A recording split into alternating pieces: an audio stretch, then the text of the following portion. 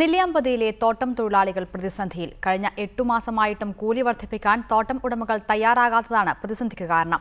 ഇതിനു പുറമെ വർഷങ്ങളായി പണിയെടുക്കുന്ന ദിവസവേതനക്കാരെ സ്ഥിരപ്പെടുത്താനും തോട്ടം ഉടമകൾ തയ്യാറായിട്ടില്ല. പകലന്തിയോളം പണിയെടുത്താൽ കിട്ടുന്നത് 229 രൂപ. ഇത് കിട്ടണമെങ്കിൽ തന്നെ ഒരു തൊഴിലാളി 21 കിലോ തേയിലയെങ്കിലും നുള്ളിയെടുക്കണം. അല്ലെങ്കിൽ കൂലി ഇതിലും താഴെ.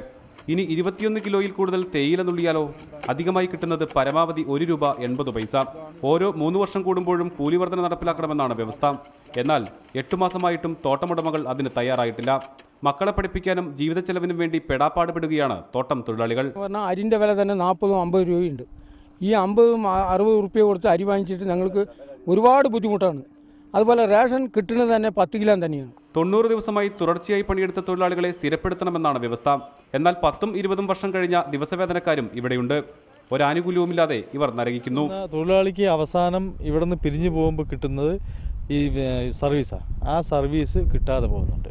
കാരണം പല തൊഴിലാളികളും ടെമ്പററി 10-25 വർഷക്കാലം ടെമ്പററി ആയിട്ട് ഇവിടെ നിന്ന് പിരിഞ്ഞു പോയിട്ടുണ്ട്, ആനുകൂല്യം കിട്ടാതെ. ഇവർ താമസിക്കുന്ന പാടികളുടെ അവസ്ഥയും ദയനീയമാണ്. ചോർന്നൊലിക്കുന്ന പാടികൾ ഒന്ന് നന്നാക്കി കൊടുക്കാൻ പോലും അധികൃതർ തയ്യാറാകുന്നില്ല. അതുകൊണ്ട് തന്നെ പണിയെടുത്ത് ക്ഷീണിച്ച തൊഴിലാളിക്ക് ഒന്ന് സ്വസ്ഥമായി വിശ്രമിക്കാൻ പോലുമുള്ള സൗകര്യമില്ല. ഇനിയും കൂലി വർദ്ധിപ്പിക്കാൻ തോട്ടമുടമകൾ തയ്യാറാകുന്നില്ലെങ്കിൽ പണിമുടക്കുൾപ്പെടെയുള്ള സമരങ്ങൾ ചെയ്യാനാണ് തൊഴിലാളികളുടെ തീരുമാനം. ക്യാമറമാൻ പ്രജിത് കൊങ്ങാടിനോടൊപ്പം പ്രസാദ് ഉടുമ്പശ്ശേരി, റിപ്പോർട്ടർ, പാലക്കാട്.